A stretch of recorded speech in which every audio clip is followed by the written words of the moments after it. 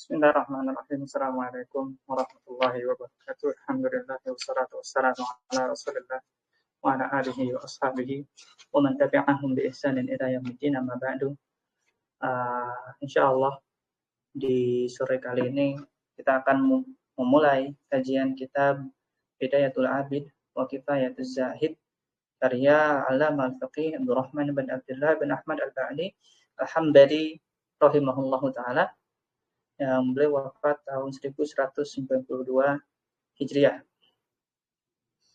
Dan kitab ini masyhur digunakan sebagai salah satu kitab awalan atau pembuka bagi mereka yang ingin mempelajari mazhab Hambali, terutama jika membatasi dalam fikih ibadah saja. Nah, dan untuk matannya ada dua cetakan masyhur. Yang pertama cetakan Darul Basyair, tahqiq Syekh Al-Ajmi. Kemudian cetakan Ar-Raqaiz, tahqiq dua Syekh Abdul Aziz Al-Idan dan Anas Yatama. Dan yang kita pakai di kajian kita ini adalah tahqiq dari cetakan Raqaiz. Dan panduan utama untuk syarah kitab ini kita akan menggunakan Munyatus Sajid karya dua muhaqqiq tadi, itu Abdul Aziz Al-Idan dan Anas Yatama, yang juga dicetak oleh Raqaiz. Jadi itu panduan utamanya. Dan tentu diambil juga dari sumber-sumber yang lain. Ya.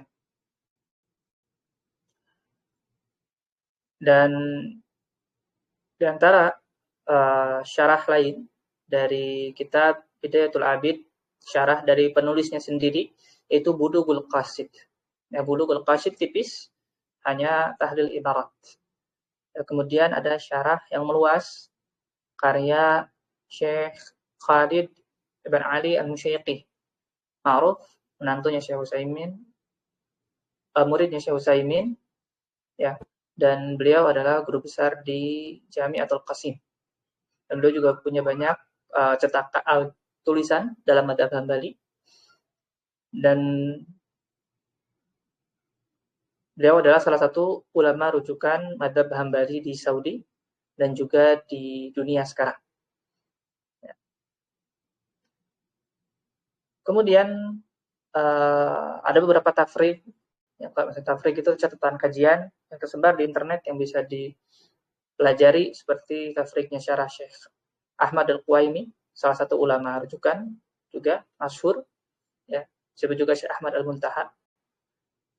Pada penguasaan beliau kepada Muntaha Iradat, beliau punya syarah Bidayatul Abid dan di tafrik. Kemudian ada tafrik juga Syarah Mutlaq Al-Jasir, dan dua tafrik ini bagus untuk dibaca.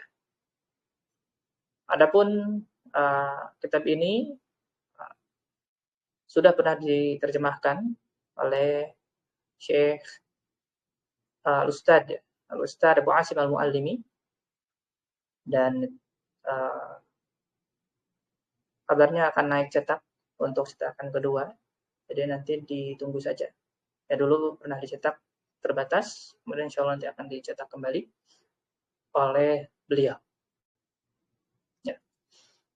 Dan keilmuan dari penulis kitab itu Abdurrahman bin Abdullah bin Ahmad Al-Ba'li Al-Hambali tidak usah diragukan lagi, karena beliau berguru kepada salah satu ulama besar mazhab Hambali, yaitu Abil Mawahib. Ya, Abil Mawahib Al-Hambali.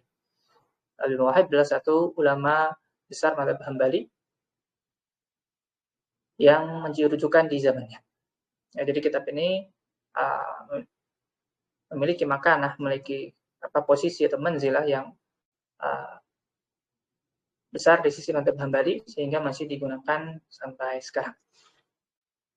Sekarang kita akan masuk dan syarah kita, ya, sebagaimana kita jelaskan bahwa di tahap pertama belajar madhab, yaitu belajar fikih secara umum, adalah memahami tasawur masalah, memahami definisi, memahami bagaimana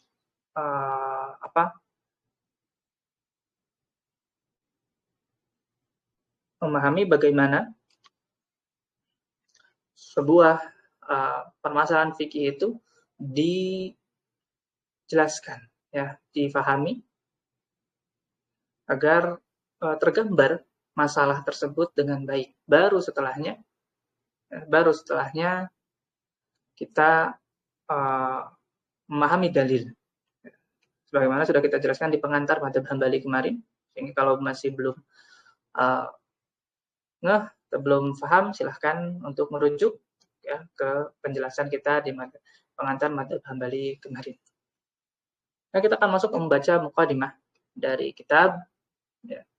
Bismillahirrahmanirrahim. Qala al-mu'allif berkata, Bismillahirrahmanirrahim. Alhamdulillahilladzi faqaha fid din man syaa'a min al-ibad.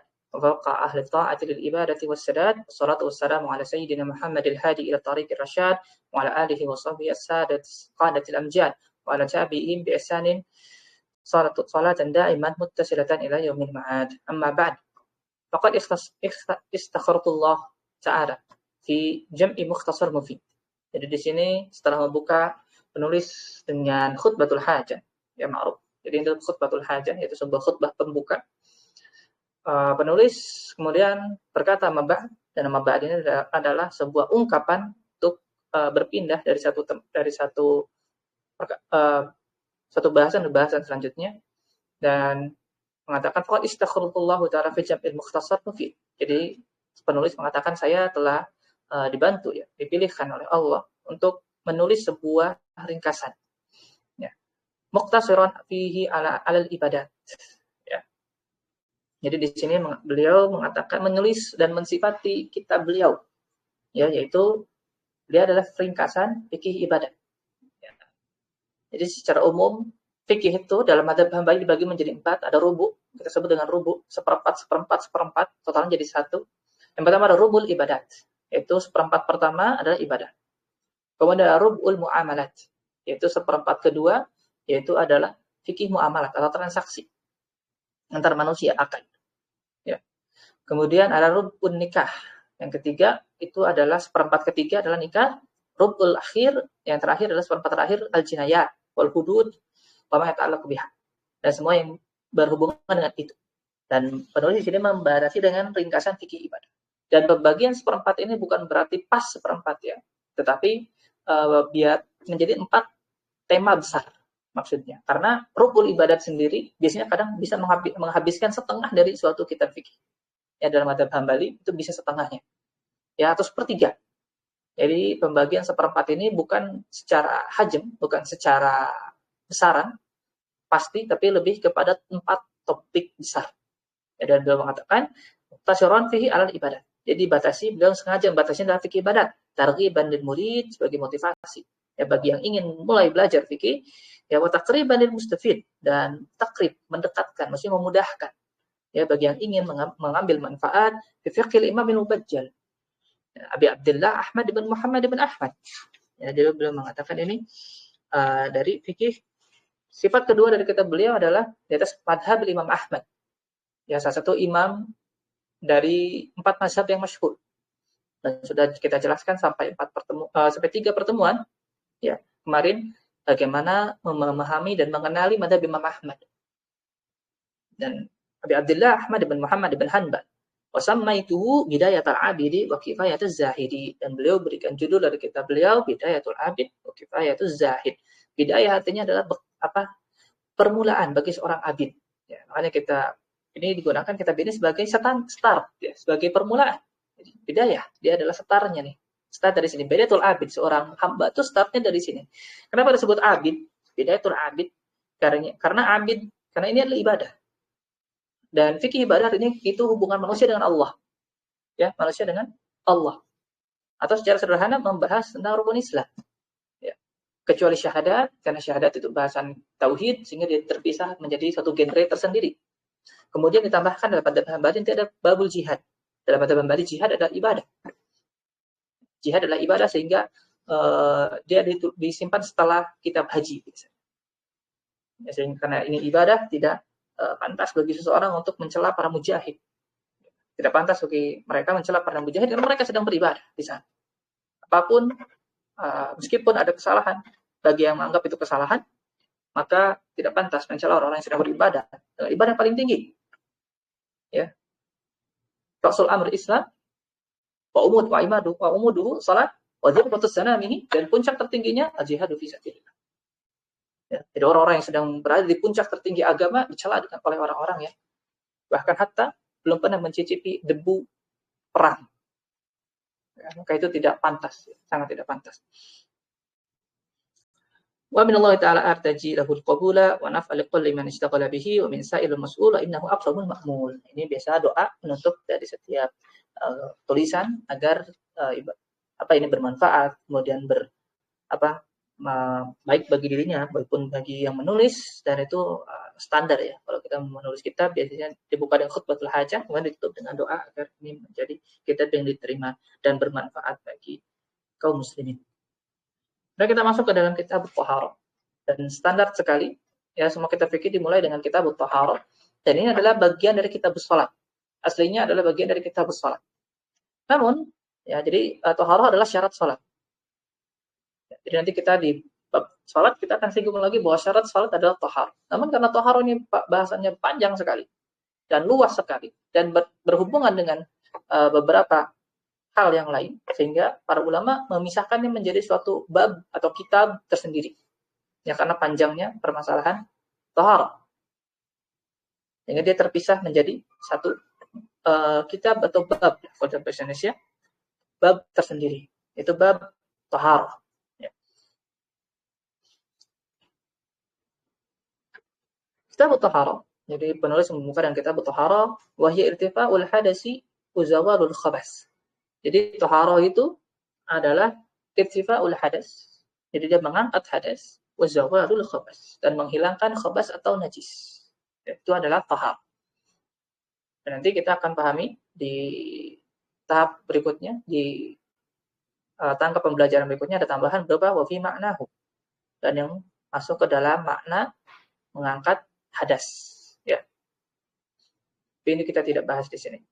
Jadi kita akan fokus kepada dua jenis dulu dari Thaharah. Intinya memang dari irtifa'ul hadas, yaitu mengangkat hadas, wa zawalul khabas.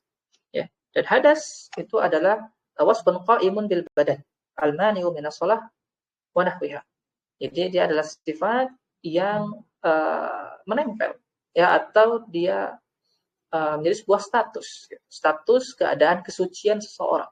Itu adalah hadas. Jika dia berhadas, maka dia tidak suci.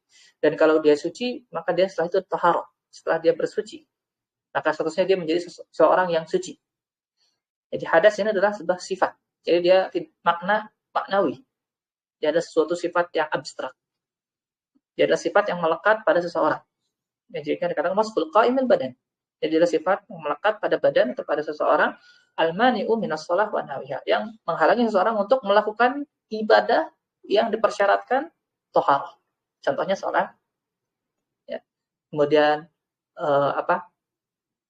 tawaf, dan juga beberapa amalan lain yang dipersyaratkan padanya thaharah, seperti memegang mushaf menurut pendapat jumhur. Ya. Kemudian bagi madzhab Hambali untuk berdiam di masjid bagi yang junub itu adalah bahasan tentang hadas. Kemudian al-khabas. Dan khabas ini adalah maksudnya adalah najasah atau najis. Dan najasah itu ada dua. Najasatul ain, yaitu ain najisnya, yaitu benda najisnya. Wa najasah al-hukmiyah, yaitu benda suci yang terkena najis. Nah, dimaksud menghilangkan najis, zawalul khabas, menurut muktamad madhab, maka maksudnya adalah menghilangkan najis yang mengenai benda suci. Dan maksud dari menghilangkan khabas. Jadi sebelumnya benda suci, misalnya baju, terkena najis, kemudian dibersihkan. Nah, itu maksudnya adalah taharah dalam muktamad madhab. Karena dalam muktamad, ainun najasa atau benda najis asli seperti kotoran, seperti air seni, ya, misalkan babi dan anjing, maka itu tidak pernah bisa suci selamanya. Maka dia akan selamanya najis. Ala qaulul muktamad.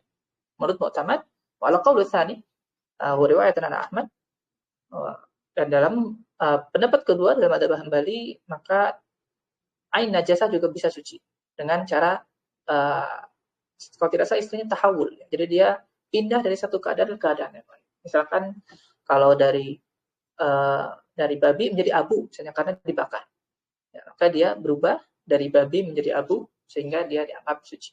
Itulah wa'alaihil amal, itu yang diamalkan di zaman sekarang. Nah, kemudian al-miyahu tsalatsa, dan air itu ada 3. Dan ini ma'ruf, kita memulai dengan membahas tentang air. Karena air itu adalah alat untuk bersuci. Air itu adalah alat untuk bersuci.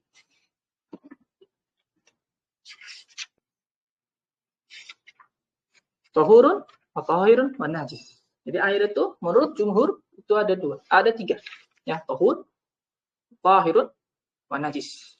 Dan najis. Nah, ini pendapat jumhur. Ya. Adapun yang diamalkan juga di zaman sekarang itu adalah aqwalu tsani, bahwa riwayat Anil Ahmad, yang bukan riwayat dari Ahmad juga, yaitu air itu cuman tahur dan najis saja. Tidak ada qismut tahir. Karena qismut tahir nanti beberapa jenisnya ada imma dia bukan air atau imma dia masuk kepada air tahur. Tapi pembagian jumhur ya, menurut mazhab Syafi'i, dan banyak ulama, air itu menjadi 3. Tahur, tahir, wa najis. Ya, ini qaul mu'tamad indal madhab. Menurut madhab. At-tahur, maka air tahur itu apa? Apa definisi air tahur? Wal baqi ala khilqatihi. Yaitu dia yang berada dalam kondisi naturalnya di alam. Jadi baqi ala khilqatihi, jadi bagaimana kita temukan dia natural di alam. Tawarkah, apakah dia asin, ya, dia bening atau berwarna, maka selama itu dalam keadaan naturalnya, bahwa tahur, maka itu adalah air tahur menurut madhab. Ya. Ai sifatihil lati khuliqa 'alaiha. Ya, jadi sebagaimana diciptakan oleh Allah, dia berwarna, dia bening, dia berasa, dia tawar, ya itu maka tetap dianggap tahur. Seperti misalkan air laut, dia warnanya kan dia rasanya kan asin, tapi karena dia sifatihil lati khuliqa 'alaiha, bagaimana sifat yang diciptakan, maka atau naturalnya emang seperti itu, ya sudah, itu dianggap air tahur. Nah, hukumnya apa? Maksudnya apa yang bisa kita ambil? Ya, mutahhirun li ghairihi, itu dia suci dan mutahhirun li ghairihi. Jadi tahurun fi nafsihi, mutahhirun li ghairihi. Dia suci zatnya dan menyucikan yang lain. Ya, jadi suci pada zatnya dan menyucikan zat lain. Itu adalah air tahur. Ya, sehingga dia ya juzu istimaluhu mutlaqah. Boleh untuk digunakan secara mutlak, artinya mau diminum, silakan. Adatan wa ibadatan. Jadi digunakan untuk sehari-hari boleh, digunakan untuk ibadah boleh. Maksudnya untuk wudu, mandi, yang membersihkan najis, maka inilah air tahur. Satu-satunya air yang bisa digunakan untuk bersuci. Ya. Untuk bersuci. Kemudian jenis air yang kedua, itu tahir. Ya. Tahir itu, nah di antara jenisnya, jadi tahir dalam madhab Hambali tidak memiliki topik. Jadi biasanya ulama madhab hanya menjelaskan jenis-jenisnya. Nah, jadi kalau bisa kita definisikan, maka air tahir adalah air yang kehilangan sifat tahuriyahnya. Masalah batuhuriyati. Masalah batuhuriyatu. Ya, atau yang hilang tahuriyahnya. Sifat tahuriyahnya hilang, tapi dia masih tahir fi nafsihi. Dia masih suci secara zatnya. Ya. Nah, dan di sini penulis memberikan di antara jenisnya. Jadi ma taghayyara katsirun min launihi, yang berubah warnanya, atau ta'mihi atau rasanya, aurihi ya, atau aromanya, tahirin, karena dia tercampur benda suci. Ini salah satu jenisnya. Ada jenis yang lain yang masyhur, itu ma'un musta'mal.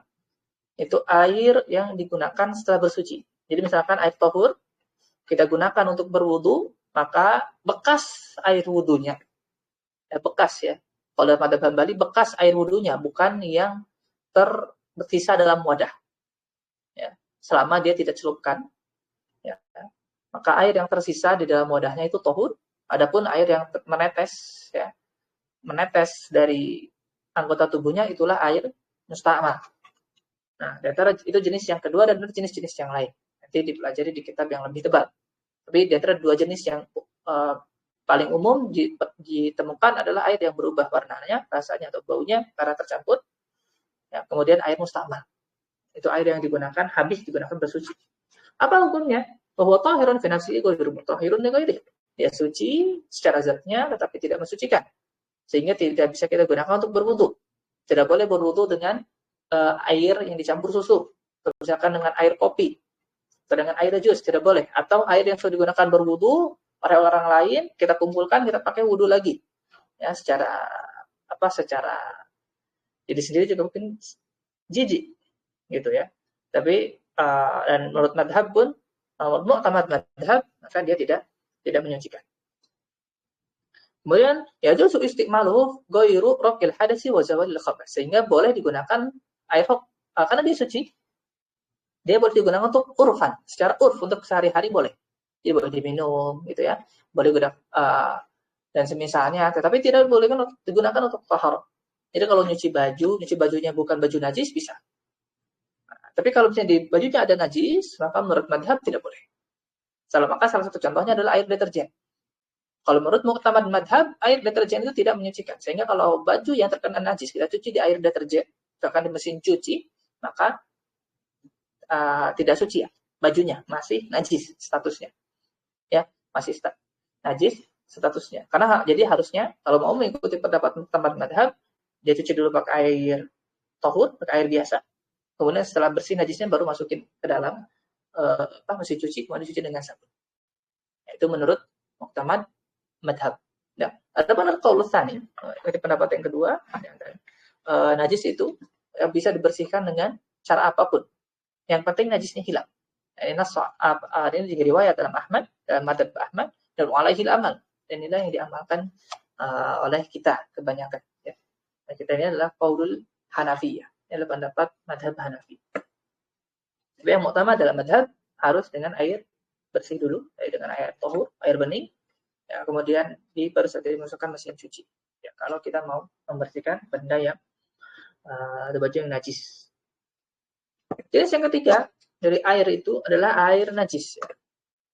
Mata ghayyara bi najasatin. Nah, jadi air najis itu dia adalah mata ghayyara bi najasatin.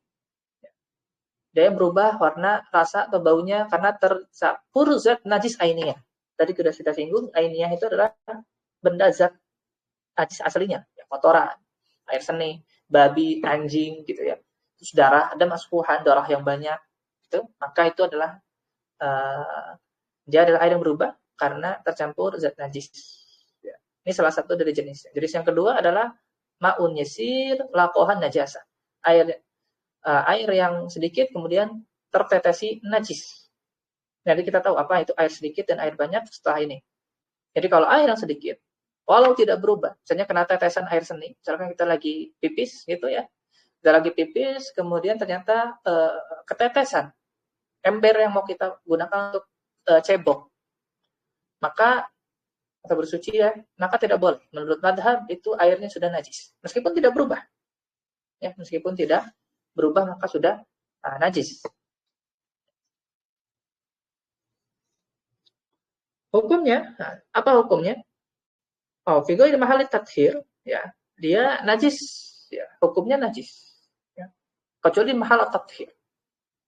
Nah, jadi air yang sedikit, ya, atau kalau air yang banyak, mata ghayyara bi najasatin, jadi airnya banyak ya. Bi najasatin fi ghairi mahalli tathhir. Ya, jadi air yang berubah tapi tidak dalam mahal tathhir. Apa itu mahal tathhir? Mahal tathhir itu adalah tempat yang sedang kita sucikan, atau tempat yang sedang kita bersihkan. Ya, contoh misalnya kita punya baju terkena najis, ya di lengan kanan. Nah, maka mahalut tathhir, maka tempat yang sedang kita sucikan itu adalah lengan kanan dari baju tersebut. Nah, itu adalah mahalut tathhir. Sehingga air yang sedikit, ya, kalau kita guyur ke si lengan kanan baju kita, ya, maka tidak dihukumi najis. Ya, tidak dihukumi najis sampai dia berpisah dari baju itu. Ya, kenapa? Karena kalau kita hukumi najis, baru nempel terus najis, baru nempel terus najis, artinya kan maka tidak bisa suci.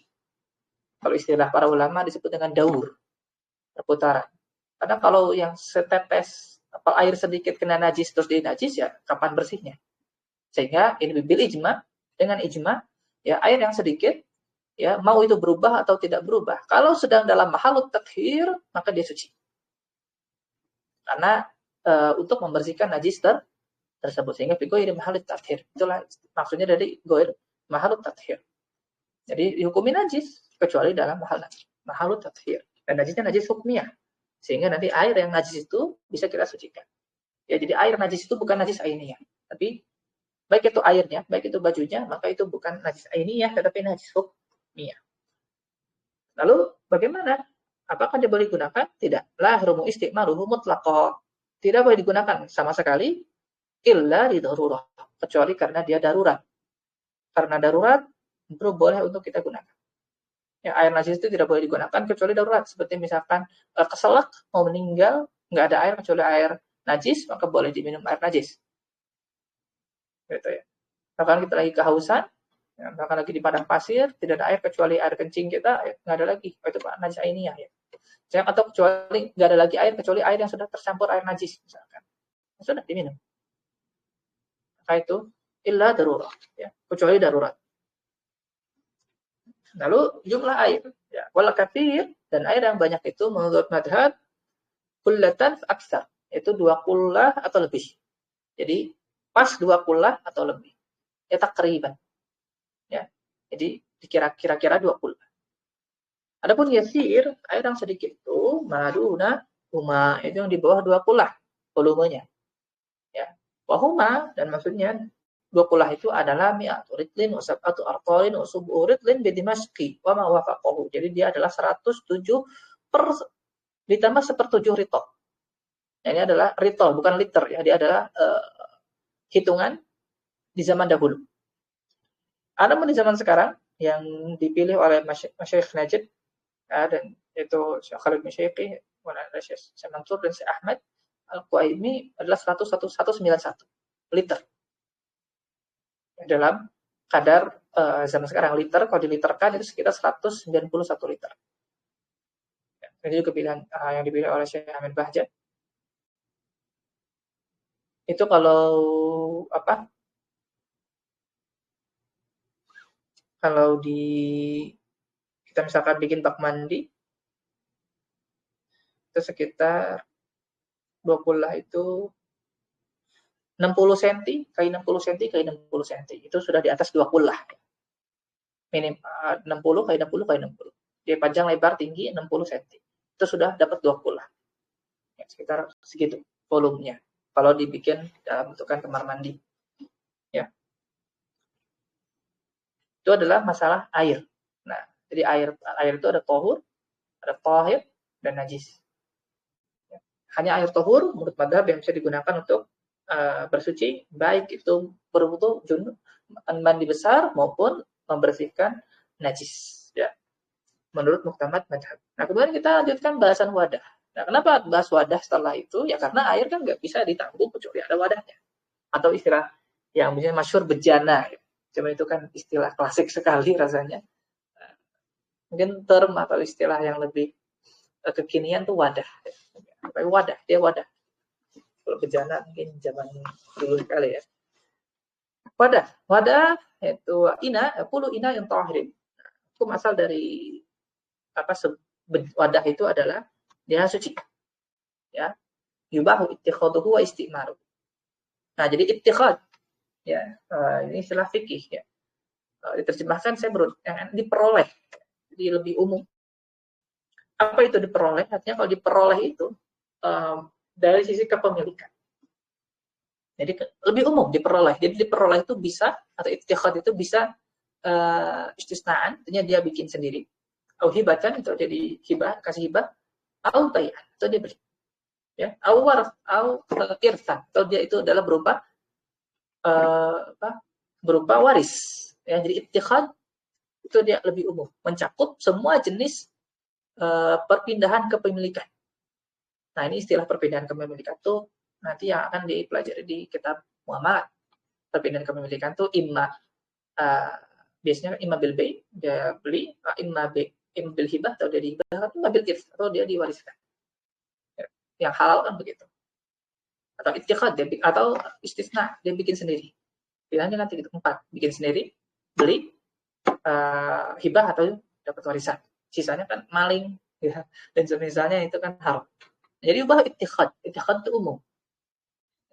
Wastimalu ghairu dhahabin wa fiddah, kecuali wadah yang terbuat dari emas dan perak. Ya, tidak boleh dalam madhab emas dan perak.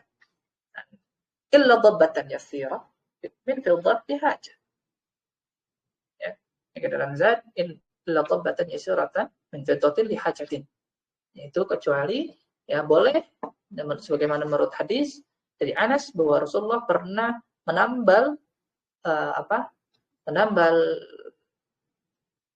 gelas beliau dengan perak. Hajah itu di bawah darurat. Kalau darurat itu darurat urgen, artinya dia sudah berkaitan dengan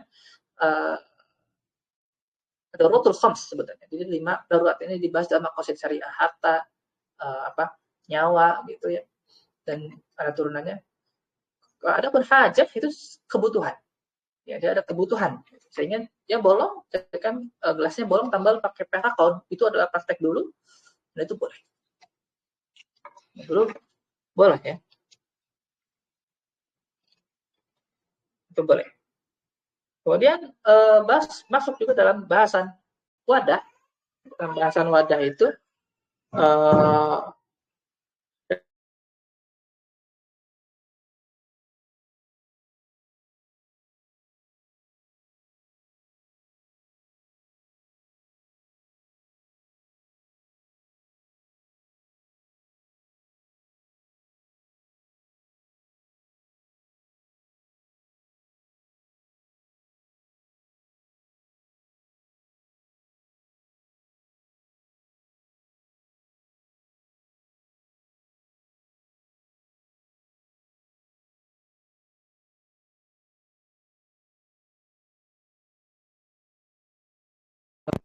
kita lanjut.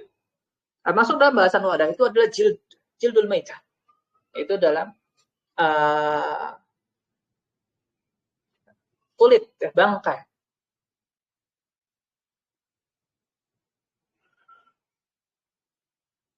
Wa yahrumu jildul maitatin walau ba'da dabghi wa yubahu isti'maluhu ba'da dabghi fi yabisin. Itu dalam zat. Tidak salah.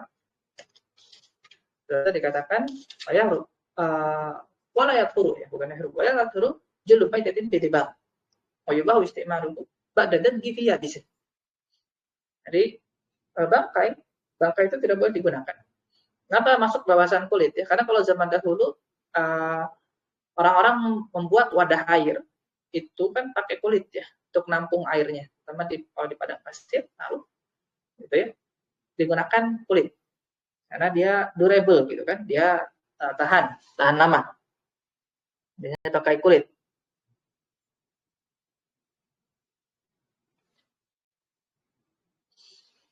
Dan dalam itu dikatakan wala yaturu jildu maitatin, maka tidak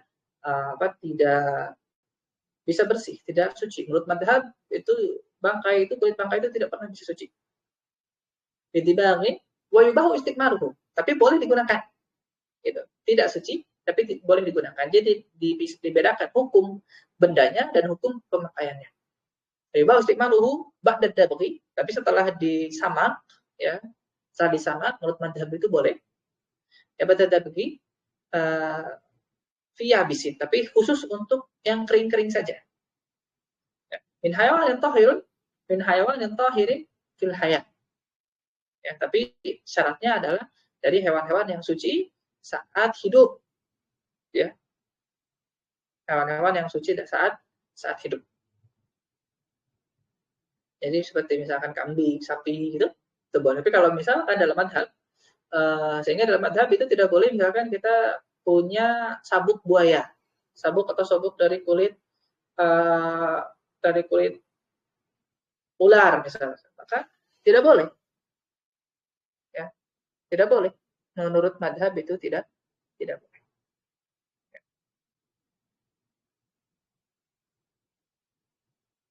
Nah, adapun qaul tsani, ya, pendapat kedua dalam madhab itu boleh. Ya, atau suci ya. Ini riwayat dari Imam Ahmad. Nah, itu yang walahil amal, yang diamalkan sekarang. Bahasan selanjutnya adalah masuk kepada istinja. Jadi ini juga bagian dari bersuci, sehingga biasanya masuk ke dalam istinja. Ya. Wal istinja'u, istinja itu adalah izalatul ma kharaja min sabirin bima inah fajarin nahwi. Itu membersihkan najis yang keluar dari kubul maupun dubur dengan air atau batu dan yang semisalnya. Ya, jadi dia adalah membersihkan najis yang keluar dari dua lubang ya, sebelain bisnis istilahnya adalah maka dengan air atau batu. Jadi istinja itu mencakup istijmar secara istilah fuqaha. Ya, tapi biasanya dipisahkan kalau disebut istinja dan ada istijmar di bawahnya, maka maksudnya istinja bil ma wal istijmar bil hajar. Tapi kalau disebutkan istinja saja, ya, babul istinja misalkan, babul istinja, maka maksudnya mencakup juga istijmar. Jadi istinja itu dengan air, istijmar itu dengan batu atau dengan semisal. Apa hukumnya? Oh, wajibun min kulli kharijin. Hukumnya adalah wajib, ya, untuk setiap najis yang keluar. Ya. Ya, untuk setiap najis yang keluar dari keduanya. Nah, kapan wajibnya? Indal madhab, menurut madhab, istinja itu baru wajib ketika mau sholat. Ya, jadi tidak wajib langsung cebok, ya, kalau menurut madhab Hambali. Jadi kalau mau sholat baru cebok, boleh. Karena kan kalau mau sholat baru dipersyaratkan suci. Sehingga wajibnya, waktu wujub. Ya, hukumnya wajib, tapi waktunya kapan? Waktu wujubnya itu adalah ketika hendak sholat. Jadi boleh setelah, kalau yakin tidak akan mengenai celana, misalkan. Boleh untuk ceboknya nanti. Terutama kalau misalkan ketika di mall, misalkan tidak nemu. Tapi kalau mallnya mall yang high end itu justru kita susah untuk dapatkan air misalkan, dan kita mungkin kurang nyaman cebok dengan tisu saja. Ya udah kalau pada Hambali boleh belum ceboknya di rumah gitu nanti. Ceboknya di rumah boleh. Jadi mungkin ya jijik, tapi ya itu hukum. Jadi masalah fikih itu kita berbicara tentang hukum, tidak bicara tentang perasaan atau adab atau etika. Itu bahasan lain. Nah, sehingga belajar fikih itu, yang selalu saya ulang-ulang kalau saya ngajar fikih, fikih itu kering. Kering itu maksudnya dia tidak berhubungan dengan adab, dengan etika. Sehingga belajar fikih itu harus dibarengi ya dengan adab dan etika, agar dia tidak kering. Karena kalau misalkan kita tahu, kan dalam madhab Hambali, nanti di bab sholat itu di masjid itu tidak wajib. Yang penting sholat jamaah dimanapun. Nah, kalau hatinya itu kering, ya hatinya itu tidak tersentuh oleh adab, oleh etika, oleh tazkiyatun nafs, maka dia ya udahlah, ngapain sholat di masjid, kan nggak wajib. Nah, akan muncul seperti itu. Fikih itu digunakan memang untuk mengetahui agar kita nanti pada suatu waktu ya enak bisa memilih yang kebetulan lebih ringan. Gitu. Oh iya kan, bolehlah sekali mungkin tidak sholat di masjid karena memang tidak wajib. Tapi kalau itu makanya dibarengi dengan tazkiyatun nafs. Sehingga para ulama, sebagian ulama mengatakan terkadang ulama-ulama buruk itu mereka menggunakan fikih sebagai alat untuk melanggengkan kekuasaan penguasa. Jadi mereka menggunakan fikih dan usul fikih untuk melanggengkan kekuasaan tirani. Adalah ulama-ulama buruk. Karena fikih itu cuma bicara hukum, dia nggak bicara etika, dia nggak bicara adab, dia nggak bicara pensucian jiwa, sehingga yang hatinya kotor, maka bisa menggunakan fikih untuk mengubah yang halal jadi haram, yang haram jadi halal. Terutama orang-orang awam yang tidak belajar. Mereka tidak tahu sebenarnya apa yang mereka lakukan itu haram. Ya. Betul, seperti mencela mujahidin. Ya, kita ulangi lagi. Haram. Ya. Ditakutkan mereka adalah waliyyu min auliya Allah. Min auliya illah. Ya. Bayangkan. Mana ada li waliyan. Karena hadisnya jelas. Man ada li waliyan. Nah, siapa yang pernah pada waliku? Dosa besar. Yang berbahaya. Makanya penting untuk senantiasa diminta petunjuk kepada Allah untuk dipilihkan, untuk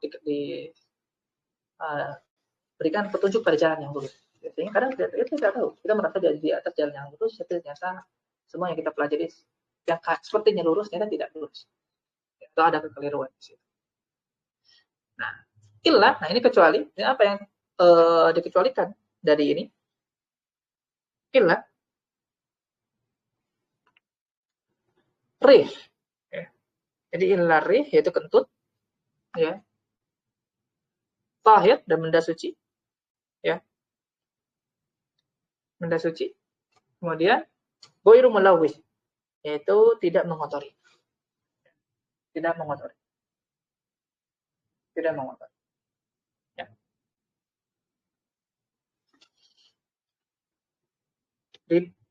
Kalau misalkan kita keluar seperti mani, nah, mani itu suci menurut madhab.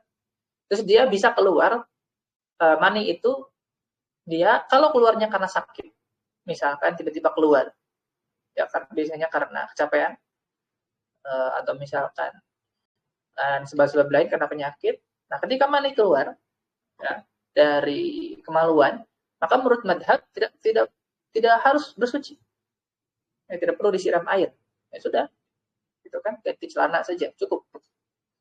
Tapi wudhunya batal. Ya, kalau dari sisi hukum wudhu nanti kita pelajari hukumnya batal wudhunya, tapi tidak perlu istinja karena yang keluar air mani dan air mani itu suci. Ya, ada goiru melawat, nah ini jarang sekali. Jadi tapi mungkin ketika dehidrasi parah, ya misalkan ketika dia mohon maaf buang air besar, keluar tuh kering sekali sampai benar-benar justru darah-darah gitu itunya apa, lubang anusnya, dan itu tidak terlihat ada najis yang menempel, najis basah. Nah itu baru melawas, baru melawis, dia tidak mengotori. Gitu.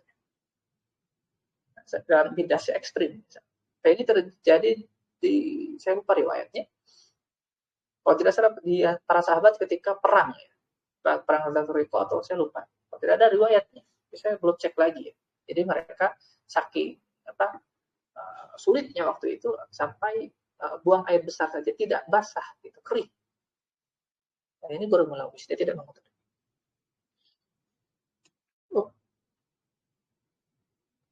Harusnya paslonnya tidak muncul, nggak apa-apa, lagi. Syarat istijmar.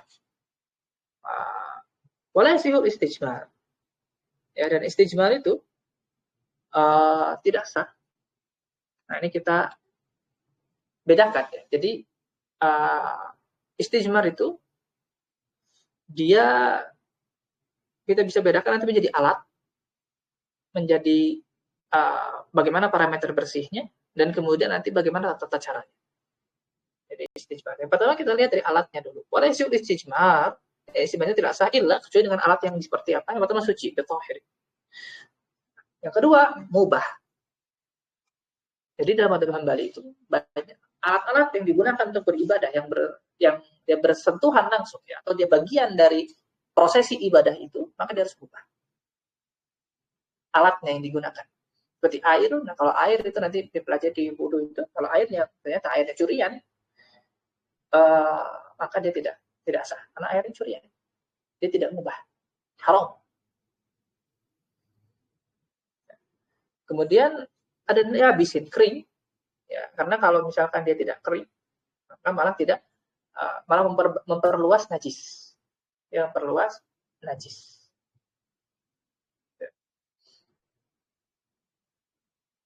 Ya, tapi kalau misalkan mau digabungkan, misalkan seperti tisu basah dengan tisu kering, sepertinya makin muskilah. Sepertinya tidak ada masalah. Tapi kalau membatasi dengan tisu basah saja, mungkin di situ problem.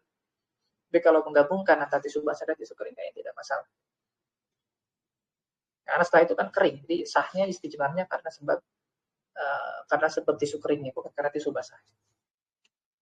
Kemudian mungkin, nah ini paling penting, mungkin ya, bukan munakin. Ya. Dia memiliki sifat membersihkan, itu yang paling penting. Ya, dan di antara, kalau tidak salah, ya, di antara sifat membersihkan itu dia memiliki sifat menyerap. Ya. Menyerap najisnya. Nah, sehingga kalau misalkan pakai plastik, nah plastik itu tidak ada sifat menyerap, sehingga dia tidak sah. Malah memperlebar najis. Memperlebar najis. Kemudian, fa'il qa'u bihajarin wa nahwi. Dan parameter bersih istijmar. Ya fa'ilqau bihajar, misalnya bersih dengan istijmar. Nawawi dan misalnya anjam wa atharun la yuziluhu ya yuzilahu ilal ma. Yaitu istijmar itu memang tidak akan bersih 100%. Jadi ini dalam madhab Hambali sudah dikasih tahu. Ya, dia tidak akan bersih 100%. Ya sehingga dibersihkan sampai maksimal sampai sisa najis yang itu nggak bersih kecuali memang pakai air. Sehingga tersisa yang sedikit itu ma'fu, dimaafkan dalam madhab. Boleh. Asalkan yang tersisa itu memang dia nggak bisa bersih kecuali dengan air. Ya kita kalau pakai tisu, misalnya pakai tisu, kemudian itu memang ada gitu. Sisa najisnya yang tidak bisa hilang. Karena memang harus dibersihkan dengan air, disemprot air. Nah, makanya maafi muskilah. Setelah selesai. Tapi makanya disebut istijmar itu raf'ul hukmi. Jadi istijmar itu hanya mengangkat hukum najisnya. Tapi ainun najisnya masih ada. Tapi najisnya masih ada di situ. Tapi hukumnya sudah suci. Meskipun ada tersisa najis. Tapi hukumnya sudah suci. Karena mau pakai air, kalau pakai air,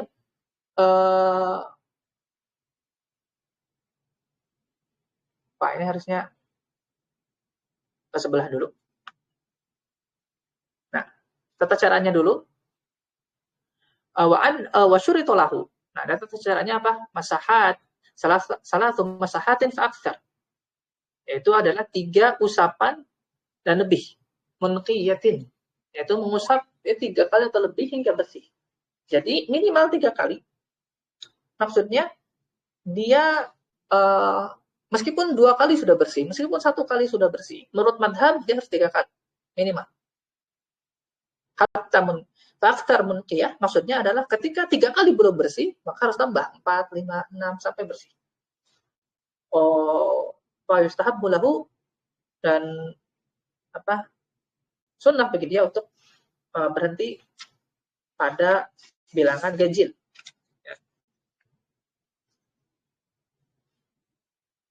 Wa yusannu qat'uhu ala witri. Dalam zat wa yusannu qat'uhu ala witri. Ya sunnah untuk dihentikan di bilangan ganjil. Jadi misalkan dia 4 kali bersih nih. Tapi ya udah 1 kali lagi deh, biar pas jadi 5 ganjil. 6 kali bersih, oh ya paskan jadi 7. Begitu. Kemudian yang kedua itu adalah wa'ada muta'addi khariji maudhi al-'adah. Najis yang dibersihkan tidak melebihi tempat keluarnya yang biasa. Nah, jadi madhab ini syarat istijmar yaitu dia tidak melebihi itu. Misalkan kalau dia pipis, tetesan air kencingnya tidak kena paha. Nah, jadi yang boleh diistijmar, menurut muktamad madhab hanya yang di kemaluannya saja. Adapun yang di paha wajib pakai air. Adapun di paha wajib pakai air. Jadi sehingga kalau misalkan seorang buang air besar, kemudian kotorannya kena ke bagian pantat, ya, pantat kan ada 2 bagian gitu ya. Nah, dia menjauhi lubang dan dia kena di bagian pipi pantatnya, maka itu tidak boleh kecuali dengan air. Hanya yang di dekat dengan lubang duburnya saja yang boleh untuk dibersihkan dengan istijmar. Ya, dengan istijmar. Jadi itu maksud dari ada muta'addi kharija maudhi al-'adah. Ini. Kemudian istinja wa'ad wa'ma'in. Nah, kalau dengan air, audul mahalli kama kana wa dhunnuhu kaf. Jadi istinja itu harus kalau pakai air berarti ya harus kembali kepada seperti sedia kala. Ya, seperti sedia kala wa dhunnuhu kaf, dan cukup dugaan saja. Jadi kita kan kalau lihat, terutama kalau lihat yang belakang kan kayak susah gitu ya. Sehingga kalau kita rasa udah cukup bersih, ya sudah. Nggak perlu sampai dia pakai cermin, udah bersih atau belum, enggak. Nah, ini sesuai dengan yang kita amalkan, memang seperti itu kan, yang ngerasa kayaknya udah bersih, udah selesai, cukup. Ya, wadon nuhukah. Kemudian waharuma, nah ini alat ya, kembali kepada alat. Waharuma birautin, wa'udmin, wa ta'amin, walau libahim. Nah, jadi tidak boleh menggunakan alat yang diharamkan oleh syariat. Apa contohnya? Di sini dicontohkan birautin dengan kotoran, wa'udmin, tulang, amin, dan makanan walau libahim. Maksudnya itu adalah makanan hewan. Ya, karena itu menjadi israf, menghambur-hamburkan harta. Dan tidak boleh. Ya. Dan larangan israf dan nahi yaqtadil fasad. Dan larangan itu mengarahkan atau berkonsekuensi fasad, Maksudnya dia tidak sahnya suatu ibadah. Kalau beribadah dia tidak sah. Ya, jadi al-fasad. Jadi tidak boleh ya beristijmar dengan benda yang diharamkan oleh syariat. Ya, kotoran, tulang, wal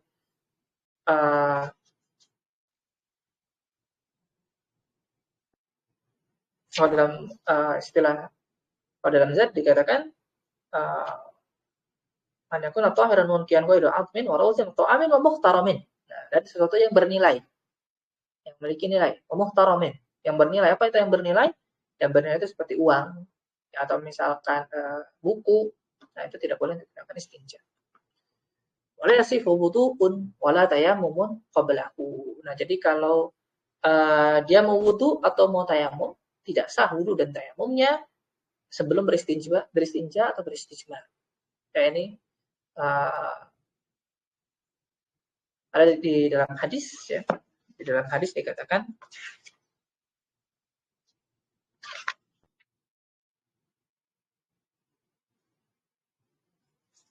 yaksilu dzakarahu tsumma liyatawadda.